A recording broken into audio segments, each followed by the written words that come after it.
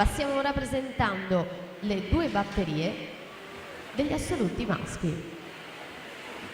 In corsia 1 per la prima batteria Marco Esposito, alla 2 Federico Mestroni, in 3 Davide Bizzotto, alla 4 Riccardo Cervi, in 5 Luca Genzini, alla 6 Marco Viscaglia, alla 7 Luca Sernagiotto.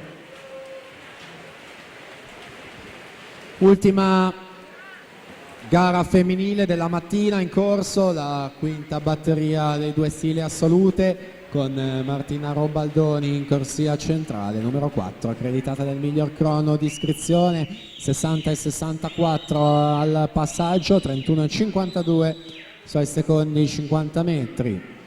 Sofia Panizzolo 31 e 72, Martina Collodel 31 e 75.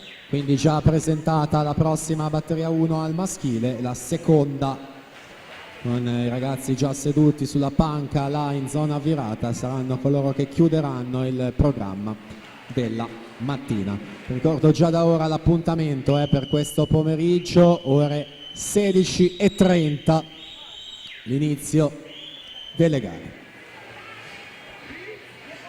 Dunque Martina Rombaldoni,